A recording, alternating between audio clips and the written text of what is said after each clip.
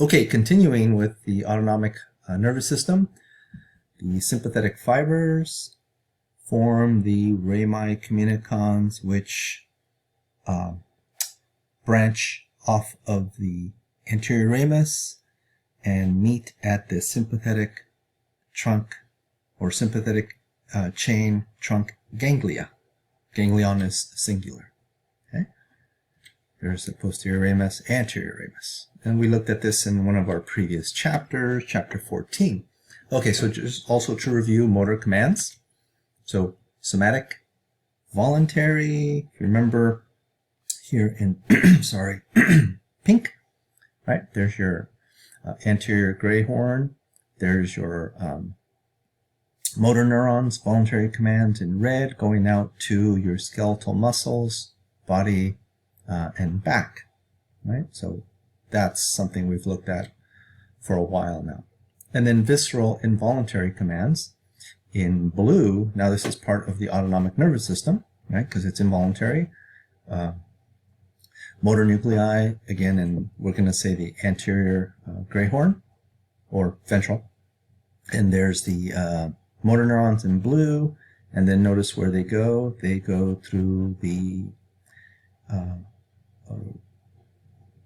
ramus, the communicans, rami communicans, and then that goes towards the sympathetic chain or trunk ganglia, and then from there out to innervate the appropriate organs. Okay? So notice that this rami communicans is referred to as the white ramus. It's preganglionic. One of the preganglionic neurons, or efferent neurons, because it's the first one that goes towards the ganglia. So preganglionic. It's cell body in the central nervous system. Okay? And this is called a white ramus, or white rami communicans, because this fiber, or this axon, the preganglionic one, is myelinated. And if you remember, myelin is a fatty lipid material and gives nervous tissue a whiter coloration, hence white ramus.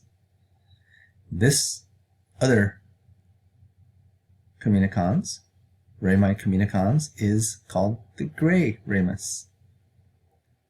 And it's gray because the postganglionic neuron, its cell body, notice where it is, in the sympathetic chain ganglia, those neuron fibers or axons are unmyelinated, hence gray rami communicans, the terminology.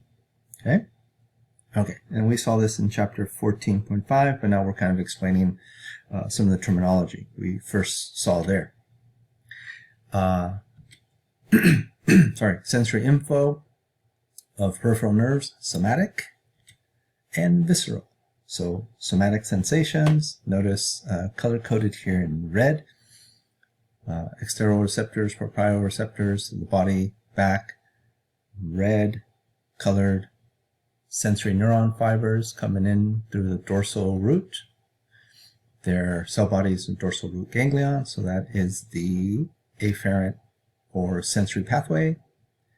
Synapsing with interneurons in the posterior or dorsal horns of gray matter in the spinal cord. Okay? Stuff we looked at before.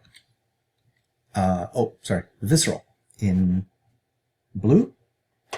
Notice they're coming in visceral organs from interoreceptors from visceral organs via the chain ganglia in through dorsal root, or from the body wall, or from the back. All right, sensory input.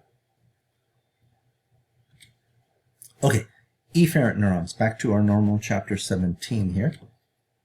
All right, sympathetic division first. Preganglionic.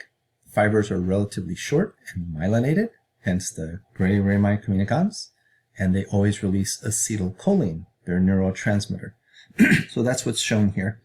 And sympathetic division, their preganglionic fibers originate in the spinal segments, the lateral horns of the spinal segments, T1 through L2, right, off of those spinal nerves. in this portion of the spinal cord. The fibers, preganglionic fibers, are relatively short, and they synapse with the postganglionic fibers in a number of structures. Remember the adrenal medulla, collateral ganglia, and then the sympathetic chain ganglia, which are relatively close to the vertebral column. The postganglionic fibers, right, their cell bodies are in the chain ganglia, collateral ganglia, or we're considering the adrenal medulla as a ganglion here. And their fibers tend to be long, and they are unmyelinated, hence that terminology off the chain ganglia, sympathetic chain ganglia of gray rami communicans. Okay? And the neurotransmitter chemicals that are released are either acetylcholine or norepinephrine or epinephrine. And norepinephrine is also called noradrenaline, and epinephrine is also called adrenaline. As you can see here, we'll look at that when we look a little more closely at the innervation at the target organs. So again, go back to the simpler somatic nervous system.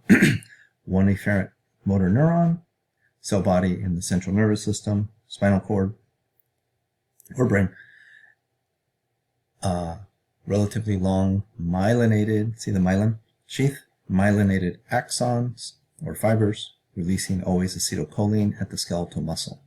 Now with this autonomic nervous system, sympathetic division first. Okay.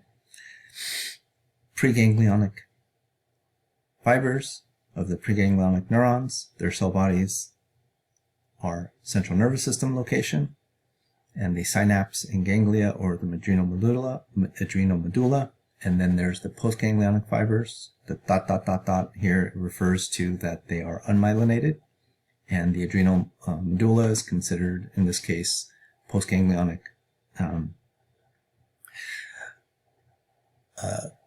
neuron structure, and also the ganglion. And it will release its chemicals, epinephrine or norepinephrine, into the bloodstream, which then hit the target organs. And with the sympathetic division here at the ganglia, its neurotransmitter that is released is norepinephrine. Okay? So, sympathetic division again, origin of the preganglionic neurons is between T1 and L2.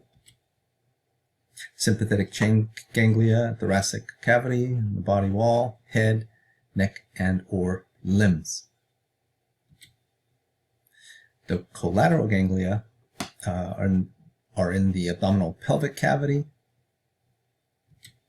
and then also the adrenal medulla is considered the adrenal medulla. It's acting as a ganglia in the sense that its cells are acting as the postganglionic cells that are releasing their chemical neurotransmitters. Okay. For the sympathetic chain ganglia, we'll focus on the ones that are just lateral to the spinal cord and the vertebral column, as we'll see. Right here. So hence the term chain ganglia, because they form a chain just lateral to the spinal cord. Okay, so the sympathetic chain ganglia, lateral to the vertebral column and spinal cord. They receive short preganglionic fibers, as we see here. And they house the postganglionic nuclei.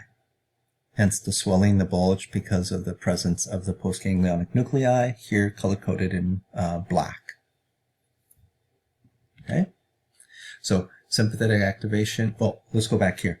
They're also showing you the other ganglia, which are called the collateral ganglia, and then showing you how color-coded in red are the preganglionic neurons. Most of them, many of them, synapse with their postganglionic neurons in the sympathetic chain ganglia. Some don't. Some of the preganglionic neurons synapse with collateral ganglia elsewhere in the body. And then with the one exception of, notice the red, so that is preganglionic neuron and its synapses with the adrenal medulla, this is shown here, which is kind of acting as a ganglion, and in red, its cells that release norepinephrine or epinephrine are acting in the role of the postganglionic neurons, effector neurons. Okay? So sympathetic activation, activation and neurotransmitter release. Preganglionic neuron is always releasing acetylcholine. Postganglionic neuron is releasing epinephrine or norepinephrine to its target organs, okay? Which would be cardiac muscle, smooth muscle, and or glands in the body. The overall effects of the sympathetic division stimulation: dilation of the pupils, more light entry into the central nervous system, increased alertness, heightened sensitivity, increased heart rate, blood pressure, and breathing rate to supply nutrients and oxygen to the skeletal muscles, again, fight or flight response. Mobilization of energy reserves, glycogen gets broken down into glucose, lipids get broken down also to supply energy for the skeletal muscles, and also orgasm in both sexes, males and females, is due to sympathetic division stimulation. Overall, a fight or flight response for those real or perceived emergency type situations, okay? But also for sexual reproduction. Okay, moving on to the parasympathetic division. Parasympathetic division. So, origin of its preganglionic neurons are within the cranial nerves, 3, 7, 9, and 10, but also down in the sacral area, right?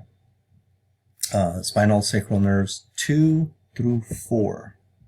So if you remember, the preganglionic neurons originate in the sympathetic division within this region of the spinal cord. All right, so the ganglion near or within the target organs. So the ganglionic neurons, or the ganglia, are much further away in general from the spinal cord than are the ganglia, in particular the sympathetic chain ganglia of the sympathetic division. But with the parasympathetic division, the ganglia tend to be within or near the target organs. So that means that the preganglionic neurons, their fibers tend to be longer, and the postganglionic neuron fibers tend to be shorter. That's the opposite of what we saw with the sympathetic division. Okay? So, sorry, cranial nerves 3, 5, and 9, they innervate targets within the head, like the intrinsic eye muscles, nasal, tear, and salivary glands.